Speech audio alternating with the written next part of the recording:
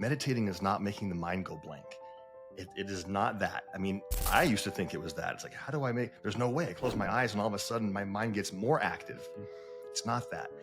What we want to do is learn to focus the mind. Welcome to The Mindful Agent, where real estate success meets health, mindfulness, and personal growth. Join me, Michael Coxen, top performing agent and broker owner of Magenta Real Estate, as I explore the intersection of wellness and business excellence, helping you thrive in both real estate and life. Today's conversation is with someone who truly bridges the gap between business and life. Paul Benedict, a real estate broker, yoga and meditation teacher, and co-author of Ancient Wisdom for a New Age. Paul's unique path has led him to teach what he calls the Clarity Workshop, a practice that's based on 4 ancient intentions of the soul. These intentions can help us find alignment in every area of life: work, relationships, purpose, and even play. In this episode, we explore what it really means to live with clarity, how breath can transform chaos into calm, how play is not a distraction, but a spiritual practice, and how purpose reveals itself when we slow down long enough to listen. If you've ever felt pulled in too many directions like me, or wondered what your next step should be like me, this conversation is going to help you find your center. It'll help you realign your purpose and move forward with a little more peace and presence. Oh, Okay. you're that rare yogi realtor. Like, you're my ideal guest. Welcome Thank you to for the that. Mindful Agent. How did those worlds, start on their own and then collide one day? Thank you for saying that. I love that strange alchemy of the two, which doesn't need to be strange, but it kind of is. How did they both start? How did they collide? Let's see. The real estate career started in 2003. I was working at Bank of America as a teller after high school, and I saw people coming in and depositing these ridiculous checks, $12,000, $15,000. What do you do for work? Oh, I'm a realtor. The market's booming. It was 2003, right when the bubble started. I'm like, And then it kept happening and happening. And then my cousin became a realtor. And he said, Paul, you should really check this real estate game out. I said, okay. So I went to real estate school and got my license in January of 2004. Great. I had been exposed to meditation at that point through something called a PSI seminar. Haven't heard of it. What's that? It's a self-development series of seminars and workshops. And the basic one is a weekend long. And that's what I went to at the request of a friend who wanted to pay for me because he believed in it so much. And I went to that. That was a few years prior, 2001. And so I had scratched the surface of meditation in that workshop. And then nothing related to that happened again until 2006. After I'd been in real estate for a couple of years, I was helping a client buy a house, and it happened to be my cousin. She was a Buddhist meditator, and she meditated with a group. The style of meditation they did was called transmission meditation. And it's simply that they're transmitting something mentally. And usually it's feelings or thoughts of health and wellness and peace and happiness to either a person, a group, or just globally. That's a wonderful thing. Well, I was fascinated. I said the same thing. I said, Bonnie, that's awesome. Tell me more about that. Can I try? What is it? How does it work? Do you envision your heart full of light? Or she's like, well, I don't really know how to teach it very well, but I know someone who does. And she introduced me to a man named Terry Hunt, who became my spiritual mentor and one of my closest soul mates in this life, probably in other lives, I think. And to this day, Terry and I have done hundreds of workshops and classes together, and we've traveled internationally together, and we've co-written a book together. And that's how my life in spirituality started in 2006. I was already doing real estate for a few years, and then I did them parallel all the way until 2022. Okay. They started to dive. Do you feel that you had a calling towards this? Because a lot of people are exposed to meditation, myself included, and it is a hard thing. It's work. It's a practice, and to get establish habits and to make it your own. And I've heard lots of things. I've read lots of books, but it sounds like you just were drawn to it. Yes, energetically. This is for me. Yes. As soon as I started it, it was the most obvious thing ever. It was okay. It was, yes. And so for those of us where it's less obvious, give us just a brief intro into how we might start meditating. The breath. It's the breath, and that's the simplest thing. I'd like to dispel a myth Please. real quick, which might make the whole process a lot easier. Meditating is not making the mind go blank. It is not that. I mean, I used to think it was that. It's like, how do I make? There's no way. I close my eyes, and all of a sudden, my mind gets more active. Mm. It's not that. What we want to do is learn to focus the mind, and that can apply to business as well. When you're preparing for a listing presentation, don't we need to kind of focus on what? I mean, learning focus really is meditation. And Hmm. when we close our eyes, we start breathing and just focus on the breath. And there's techniques to do that, Sure. but it's not that So hard. it's not the absence of thought, it is more of the awareness of thought.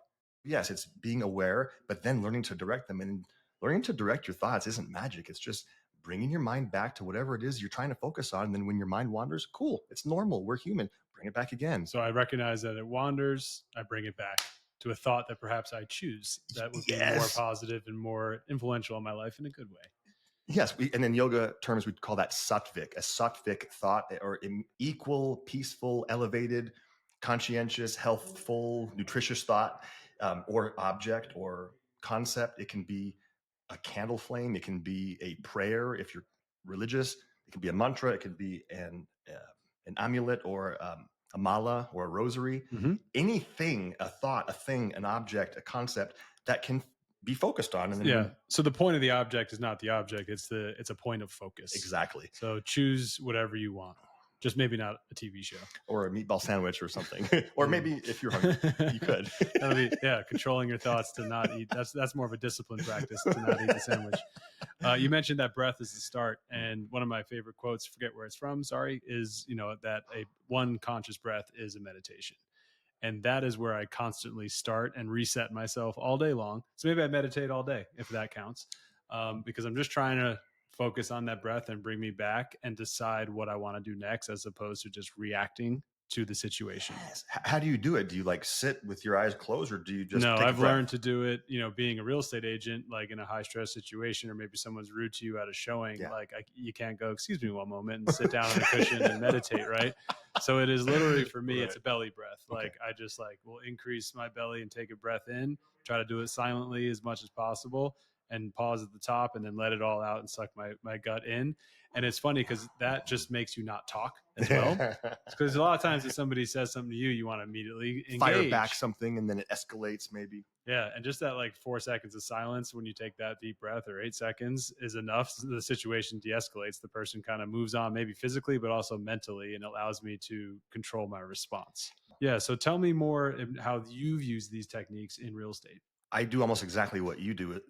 For one idea, during situations where we're interacting with clients, or where there's a potential situation where I'm uncomfortable or nervous, or there's a big thing going on, like I'm presenting a showing or walking through a house with, for sure, the breathing. And that is yogic, by the way. I love that so many modern day teachers, whether they know it or not, have their roots in yogic philosophy. That type of breath you said when you breathed in. So I do that. Also, doing a more dedicated breath work session on my own, Okay. in the mornings and other times during the day, preferably outside, preferably with some sun on my chest and my face, preferably in the grass, but not always all those things. I love that. But So tell me about your morning routine. I want to hear from the Sure. moment you open your eyes until you make that first work call or enter your office.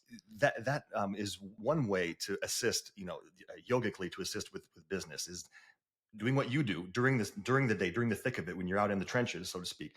But then also the morning practice. Now, the morning routine is paramount to setting up the day. You can call it a morning practice, a morning meditation, a morning ritual.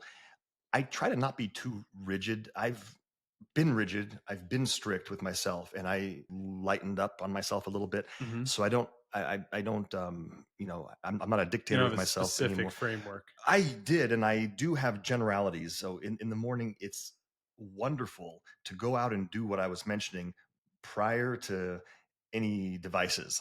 Yeah. Prior to phone, YouTube, Outdoor sunlight, preferably. breathing, Yes. grounding. Yes.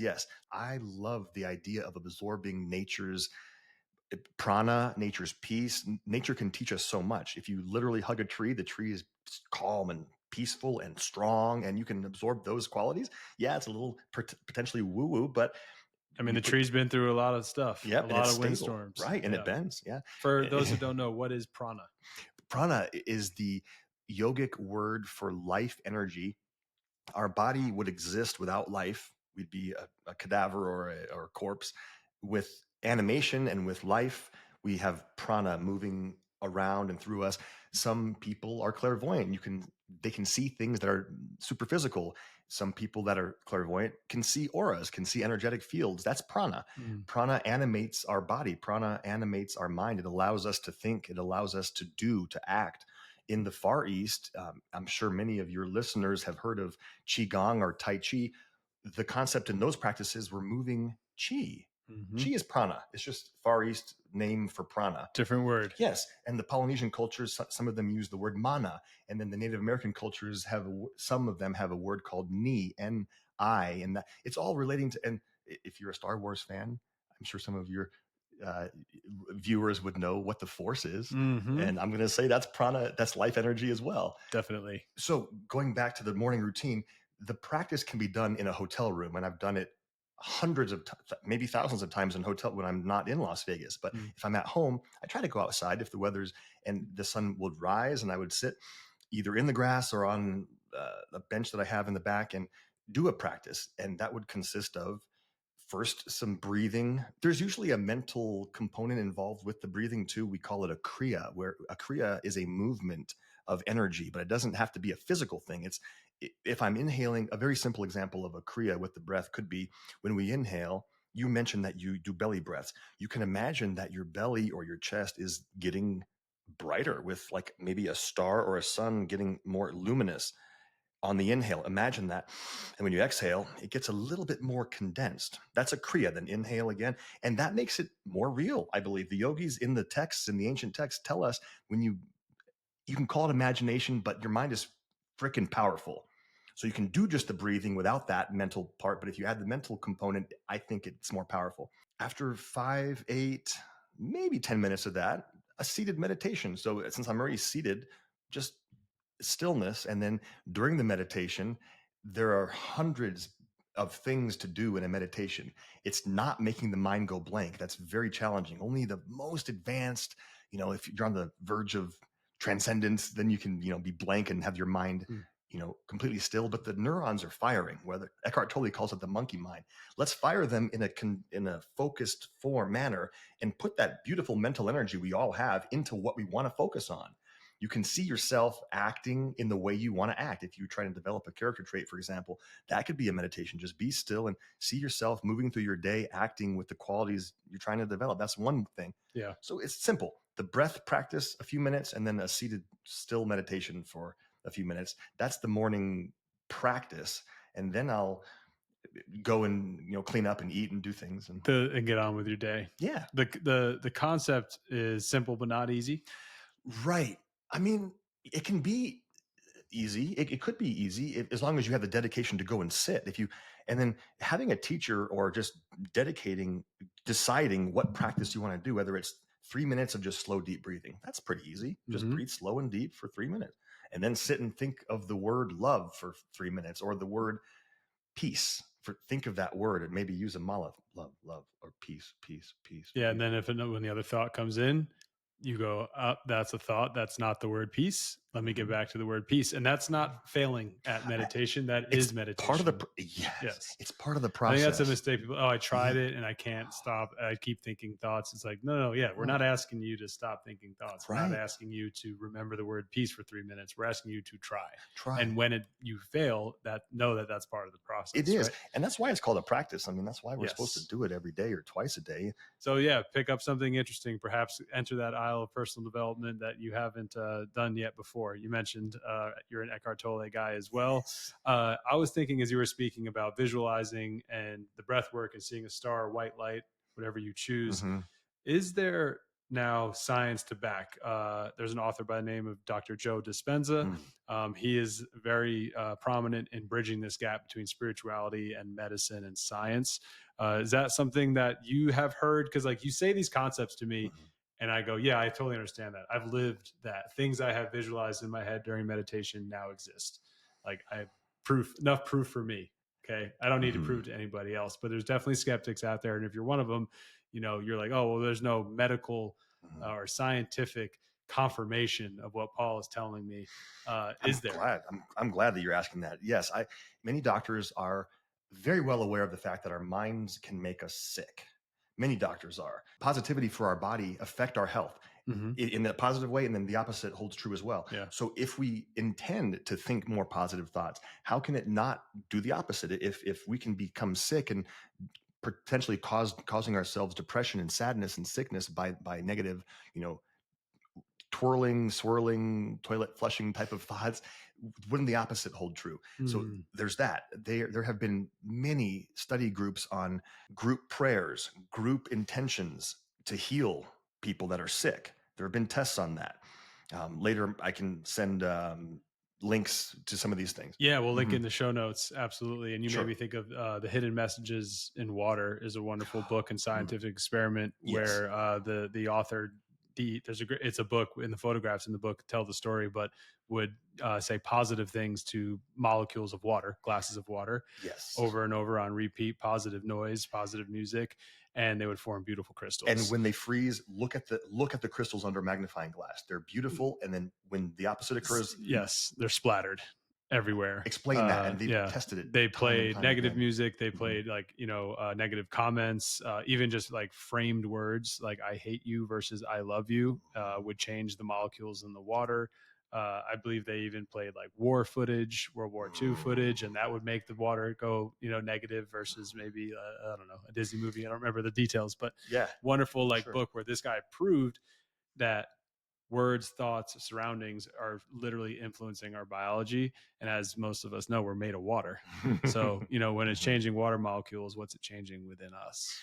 Take it for what I think the provable exoteric science is still to prove these things is still in its infancy. That's why a lot of it is still esoteric and we have to do it for Mm-hmm. ourselves. I'll, Yeah. No, I was going to say, you yeah. don't have to see it to believe it. And Right, some of right. you do, Yeah, obviously. I understand that. So look into these tests. We're going sure. to be linking a lot in the notes, which is great because you reminded me of The One Mind, which is by Larry Dorsey, who Ooh, studies a very similar concept. oh, We'll have to trade books at the end of this. that would be so cool. But yeah, so like there's enough. And There again, is. the number one, I think, person you need to prove it to is yourself. And the best Mhm. way you started answering the question at the beginning is just do it. Take Try this it. practice for what, let's say 30 days. In the yoga world, it's 40, but 30 is excellent. 30 is so good. I'll say one more thing on this mainstream idea. I don't think you have to believe in metaphysics to incorporate these mindfulness techniques to make your life better at all. I don't believe you have to be any type of spiritual person or metaphysician, even though I believe in the spirit world, but Mm-hmm. I'm sure you've heard of Sam Harris. Okay, Sam Harris is a mainstream guy and he teaches meditation, but from a physical standpoint, the concept of meditating doesn't have to be anything metaphysical. Calming your nervous system, creating relaxation through tense shoulders and facial muscles, allowing your autonomic nervous system to shift into the rest and digest more than fight or flight. Think about Mm. how beneficial that would be for your physical health, your circulation, and your breathing. And so meditating can have tremendous benefits purely physically. Yeah. And it's all about the pause, I feel like, Right, in right. every situation. You mentioned fight or flight. Hmm. I've kind of come up with a third concept when we think of, oh, something happened to me, fight or flight. There's also do nothing, which often is the answer. Mm. To run away from every situation or to fight every situation just seems exhausting. It is So exhausting. yeah, many times I try to just do nothing and let you'd be surprised how much fixes itself or goes away without your interference. I used to think egoic thinking that I had to fix the problem, Mm. and once I said let me remove myself and allow it to just be and unfold and potentially dissolve, and then if it doesn't dissolve I Wow. can try to step in and fix it. And I owe all of that to meditation because it's the same concept of like Mhm. the thought comes in that I have to fight or flight. Mm. Okay, that's a thought. I recognize that, Wow. right? Bingo. It is a biological reaction, Of and I'm course. firing because trust me, my chest hurts. I'm starting to breathe and sweat. My pupils are being dilated. I'm a human, right? I'm a biological animal, and I have fight or flight happening, and I'm able to go. I'm in fight or flight. That's the key right there. The pause or that quick separation. And That's recognition. yes. That is the huge, the most gigantic step and the smallest part of it. If you can do that, then you have the power to choose rather than just being Yeah. controlled by the Yeah. And full environment. disclosure is maybe 50% of the time I can do Of it. course. Well, Working on it. we're still Practicing. we're still on Earth. I mean, we'd be transcended probably if you did it 100%. Which is truly one of the biggest signs of strength. Yeah, Is to exactly. not step, is to do nothing and be stoic in the blaze, in the fire. You know, that is to me my new definition of strength. Wow, Right? it's powerful, You man. with me? 100%. I'm right here. I'm right here with you. And the ability to actually step in when necessary. Yes. Right. What besides like how does a practice like yoga, let's say the physical mind body connection, let's get into that. I do know you teach beyond physical yoga. Tell me about the philosophy that you teach, because I know yoga is downward dogs, Yeah. right? I love it. I feel great. I feel loose. You know, Yeah. when I'm done with cycling and strength training, like yoga as a physical, Mhm. active person's hobby or habit, I Mhm. highly recommend to anyone. If you're a Thank you. weightlifter, if you're a baseball player, golfer, Climber, do yoga for your cyclist. body. Yes. But now talk about the yoga philosophy and how Sure. it connects to that. Okay. How do we bring the spiritual part or the philosophy part into the physical? That's done by connecting the mind to the body. Some people call it somatics. Some people call it this just mind body connection. But when you get your actual mental vehicle, let's call it your mind, involved with the physical, something changes, Hmm. and there's like a portal that opens. So the mind, and I'll make the distinction that the mind is not the brain. So the brain is the physical organ that's inside of your head, and it has neurons that are firing. The mind can be active in a different way than the brain just fires. So when we start to move and feel the body from a higher perspective, that's how to incorporate some higher awareness. Now, Hmm. I know I'm being a little bit vague here. When we practice what we call vinyasa yoga or static pose yoga, vinyasa yoga meaning movement and breathing with each movement. An inhale will usually lift the body in some way. The exhale will usually lower the body in some way. That style specifically, but also where we're holding a posture statically and breathing in the shape like triangle pose or downward dog in stillness, but breathing. The Hmm. breath acts to me, it's like a portal or a door that we open, and the breath allows us to walk through into something different. And that's that higher awareness of the higher So mind. yeah, a lot of yoga poses that are difficult, whether you're standing on one leg or holding a downward dog or an upward dog, something difficult. Like they're breathing into it and Yeah. allowing the body to relax into it makes it easier. And Yeah. that's the lesson I learned through yoga is like resisting the act. Like, oh my God, this is hard. You tense up. That makes it harder. It actually And that's does. the goal is, okay, I'm actually going to allow this and no, trust the bones aren't going to break. And okay, now I'm good. And now I can relax into it. Isn't Right. that interesting how when you are worried about it, it gets worse. Yeah. That Let's hold on, pause. Isn't that interesting that when you worry about it, it gets worse? Are we still talking about downward dog? or are we talking about life or business? Yeah. Pause right there and listen to Boom. that. Like, yeah, that is like, That that's the was lesson of the day. Okay, end of the show. No, I'm just kidding. see you later. You also incorporate sound therapy into your Yes. practice. And that's one more way to get the mind focused. Let's lay down and play the sound bowls. If you resonate with that, That's one cool. of my favorite Let's do that practices. more. Let me play these for you while you relax, and you can just float into samadhi that way. Yeah, I've done that. I got to say for everyone listening, the sound bath for me, and if you haven't done it, try it. Is that a service you offer? 100%. That's what sound. Yeah, that's Okay. sound Yeah. So bath. the bowls, correct? It's called a sound bath. Yeah, yeah.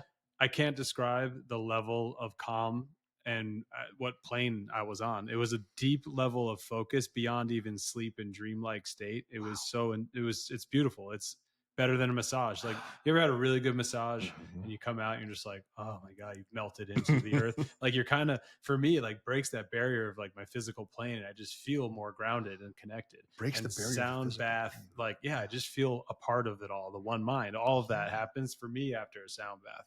And I find it so fascinating because it is literally invisible energy that is penetrating my cellular level, which we're all just vibrating. Nothing's really truly physical, right? We're moving, at least physics has proven that. So, like, that vibration is coming through my cells and out, and it cleanses you from the inside out. It is the deepest massage you could ever imagine. I can't even add anything to what you just said. You said it perfectly. We're all vibrations, and the bowls are assisting our vibrations to be more harmonious, to be more subtle, more smooth. And when I say harmonious, a harmony means that we have different layers. Harmony is not melody. Melody is beautiful, but then when you add harmony, it's multiple layers. Yeah. And that's what the bowls, especially if several bowls are going at once, we're becoming harmonious. And it's almost like the bowls are teaching our cells and our own vibrations to smooth and to call and to line up. A tire alignment. Yes. Or let's remember the ice crystals. Wouldn't a nicely aligned snowflake looking crystal be more harmonious with itself than a jagged, random, asymmetrical piece of weirdness? That's what's happening to us inside. Yes, on a yes, cellular inside. level. And this is proven by yeah. science for my skeptics. I mean, study Einstein. I won't because it's above my head a little bit, but we're all moving vibration, and physics and science agree with that. It's true. Even things that we think are solid, of course, our bones, our actual skin. If you look at the molecules, if you look at the atoms, an atom has electrons that are moving around it. There's more empty space inside an atom than there is solid space. And that is true for anything physical. That's important. It really is. Thank you so much. Thank you. I want to know, like, clarity is something a lot of us seek, whether you're a realtor, small business owner, or just a human being getting through earth. What is your definition of clarity? Because we've defined meditation. Give me a nice, simple, how can we all be more clear in our intentions and how we live our life?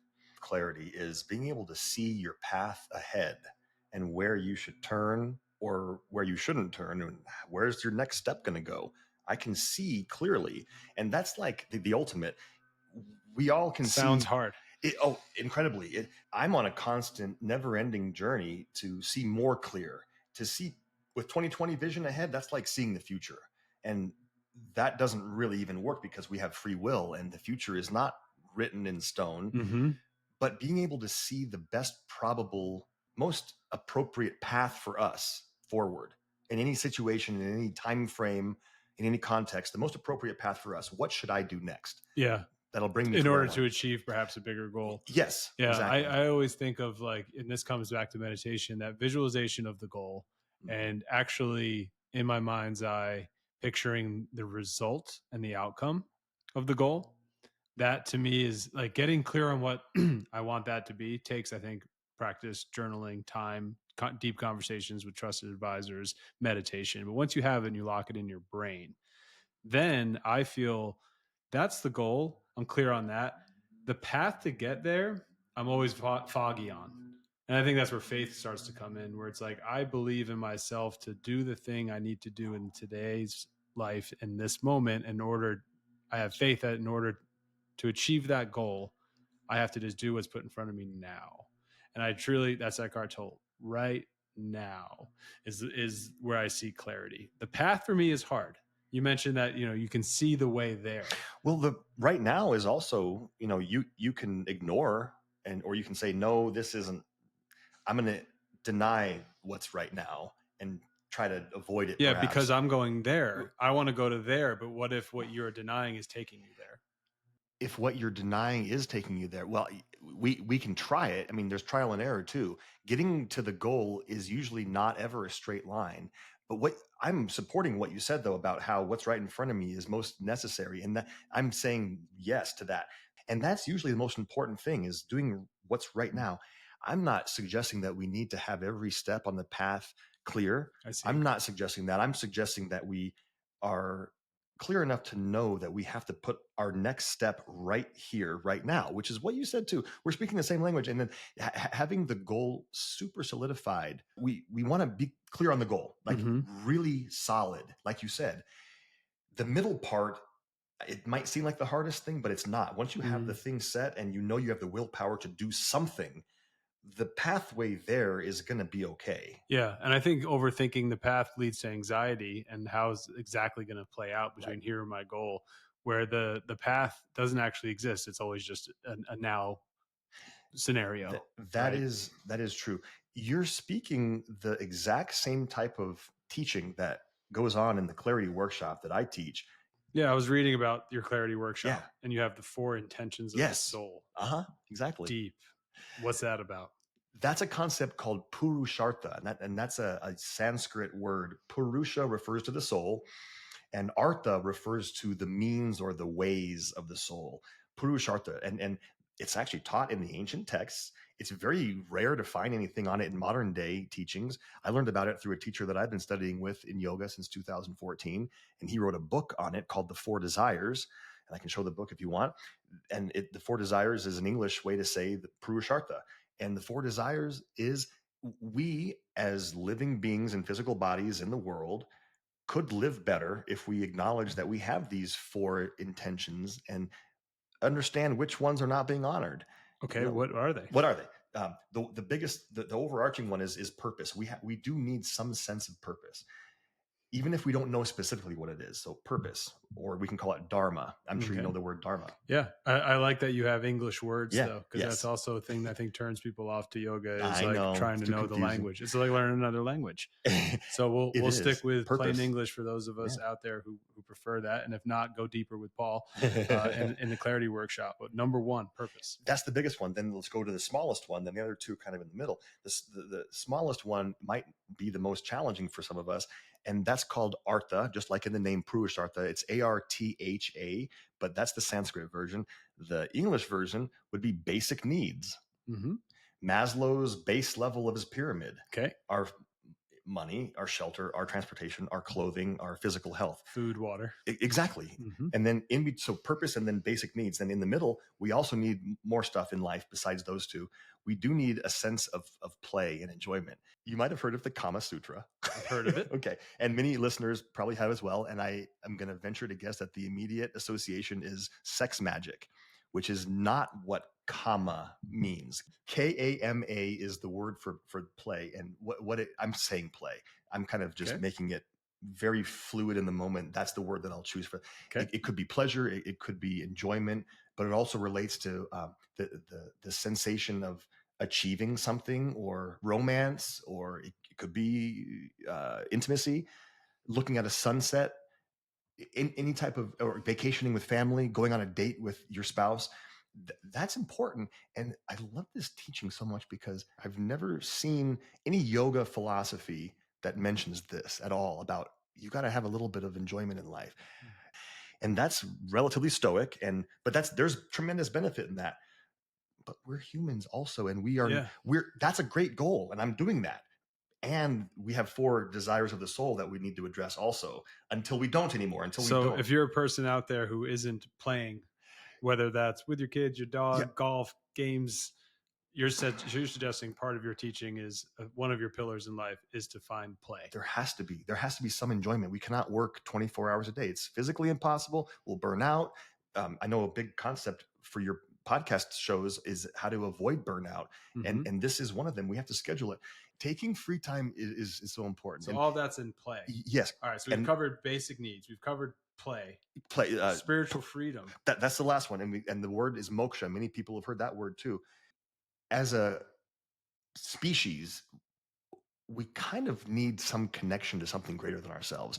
I'm going to venture to say we're not designed to be isolated beings. Mm-hmm. Something greater than ourselves, whether it's a community, whether it's God, whether it's the cosmos, whether it's nature, we need some kind of connection to that. And we can call that moksha. It doesn't have to be Jesus. It doesn't have to be the Buddha. It can be your country if you're patriotic. It can be your community, your brokerage firm, something bigger, connection. I'm calling that spiritual freedom. So I'm taking some liberty with how I'm defining it. But most of us need that connection to something greater than ourselves to feel a little bit less isolated and more free. So you're saying our soul needs these four things: purpose, spiritual freedom, play, and basic needs. We need it when we're in incarnation to fulfill our overall purpose. Yes. The purpose of the soul in this body, in this incarnation. Yes. Yes. Got it. That's deep and heavy. Yes. I'm with you. Good. And I hope everybody else is with us too. But yeah, you're saying, I mean, almost like a meaning of life now conversation. It is. Talk about having a deep conversation. Yes. You're implying to me that we have souls that are in these physical bodies with a purpose to fulfill during this lifetime. Is that correct? I'm getting a thumbs up. We're here, man. Yes. Yes, we are together on Think this. about that for a second while you're driving to work. Yeah. I believe you. I believe that to be true. Mhm. And when you have that mindset, even I'm just encouraging you to believe it, because it'll give perspective to all your challenges, because the Wow. challenges are your teachers. It'll give perspective to your challenges. If you go, I'm here, right, to learn a lesson, to learn lessons, and then a challenge is put in front of me, well, this is my teacher. This is like here to get me better, get me stronger. That's a key point in this whole discussion. Knowing that we are souls in this physical body for a purpose puts perspective, puts our challenges into perspective. Why is this challenge in front of me? You're saying some deep, amazing truths here. Why is this challenge here? It's for me to learn. And this is now the soul does need that. It's yes, our body needs it. Yes, we as a male, so many years old, we need to learn this lesson for ourselves. But also, our soul is absorbing all of the experiences that we're doing down here in this playground of Earth, and it's absorbing it as lessons to learn for the next time. It's just like grades of school. Yeah. How do these apply to our daily lives?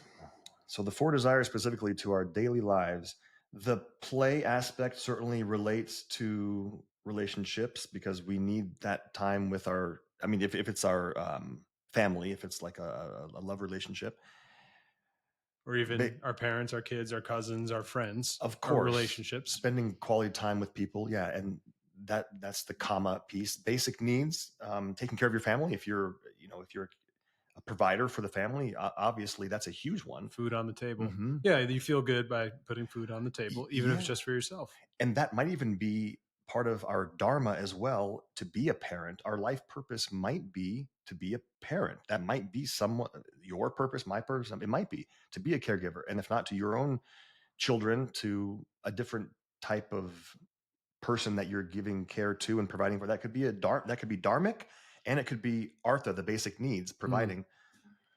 And job and career, of course, relate to the basic needs aspect.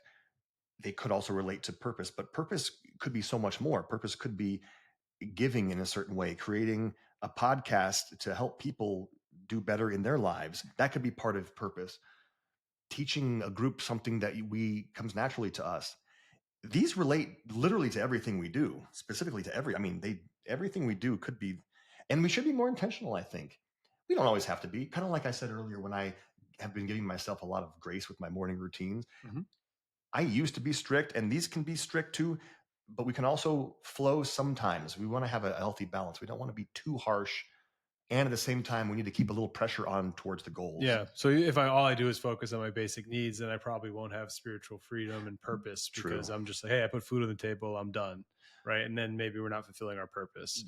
During the course of our workshop, and anyone can do this, you don't have to go to the workshop to do this, calm the mind a little bit or a lot if you can through some breathing. Try to get stable and steady in your mind, and think about your life. Think about how much freedom you actually feel that you have, how much connection to a greater power you actually have.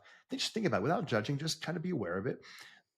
Think about your purpose. Is there an overall kind of goal or intention that when you're on your deathbed, you can say, okay, I think I did that pretty well, or maybe, gosh, maybe I didn't do that very well. And then think about your ability to have fun, and then your basic needs. How are they met in your life?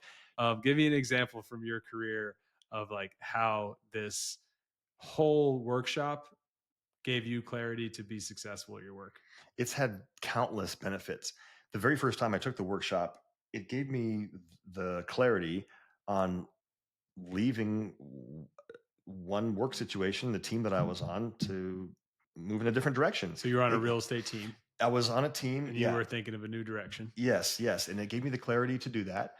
And that was a monumental, that was one of the bigger shifts. Paul, you've given us a lot of deep wisdom, and now we're going to slide into quickfire wisdom. Cool. These are the same questions we ask all of our guests. Number 1, do you have a favorite quote or mantra that you live by? This too shall pass. This too shall pass. I love that one. The good news is bad stuff passes. The bad news is good stuff passes, but it's all passing. Or both can be neutral, but you're right.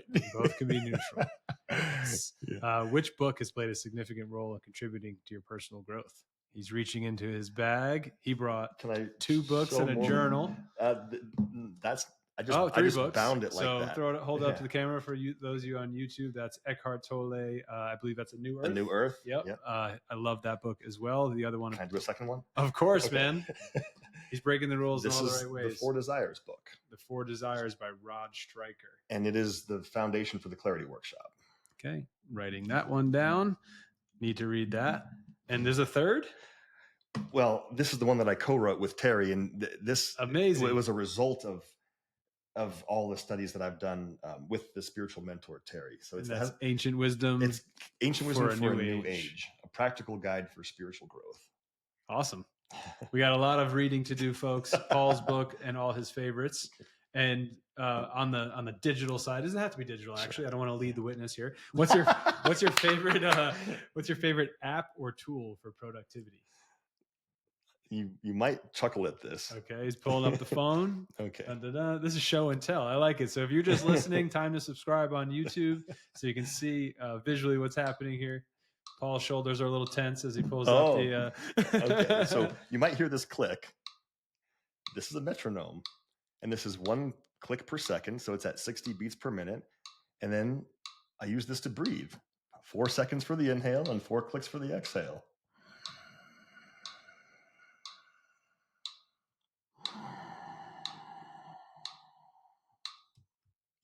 That was a deep breath, man. What is the yoga term for that? Ujjayi breathing. The Ujjayi breathing. And so that was like 4. From your throat. Yes, the sound is happening in the throat. Okay, yes. Quickfire detour. Tell us what you just did there.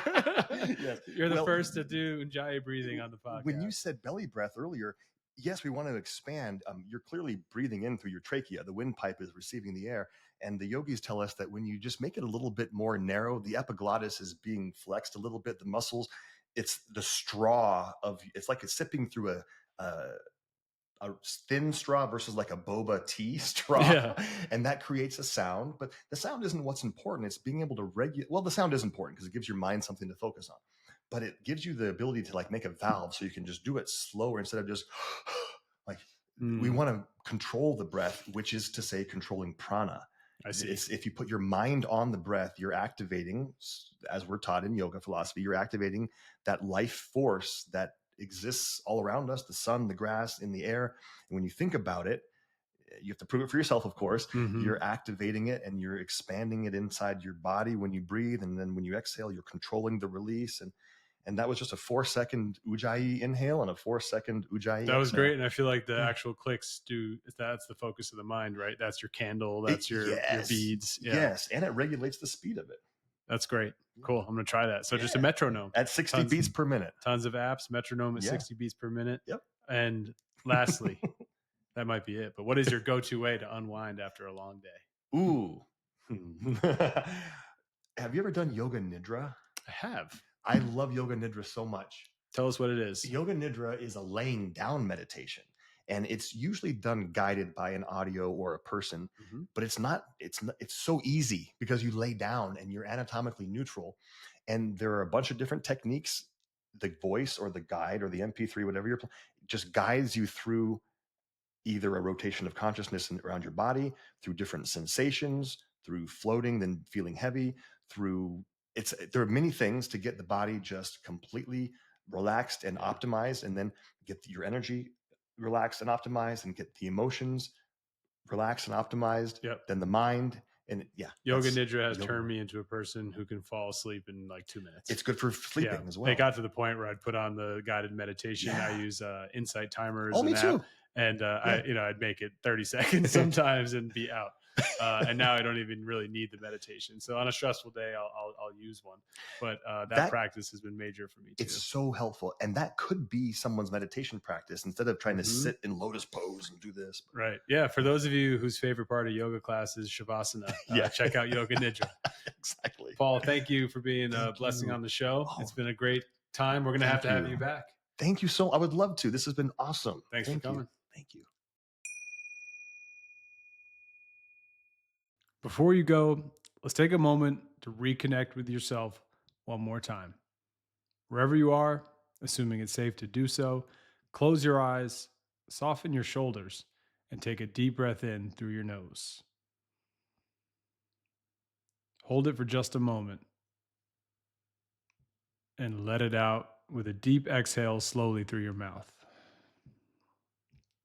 Now, ask yourself quietly, which of the 4 intentions in my life needs my attention right now? Is it your purpose, your basic needs, your sense of play, or is it your spiritual connection? There's no right or wrong answer, just awareness. Whatever came to mind first, trust it. That's your soul whispering the next small step. Remember, clarity isn't about knowing every turn ahead. It's about knowing the very next one and having the courage to take it. And if you want to learn more about bringing mindfulness into your business and your daily life, or explore coaching and clarity work, I invite you to visit michaelcoxen.com. Grab some of my free resources or book a free call to see how these principles and these practices can apply to your own path. And be sure to check out Paul Benedict as well. Until next time, know that I've got your back, and remember, success starts within. Thanks for joining me on this journey today. I'm Michael Coxen, and this is The Mindful Agent. Join me next time as we continue to explore the intersection of real estate, health, and mindfulness. Looking to grow your real estate career? At Magenta Real Estate, we put you first. Our entire business is built around your well-being and your success. With 100% commission, powerful marketing tools, and a supportive community that truly cares. Success starts within. Visit joinmagenta.realestate today.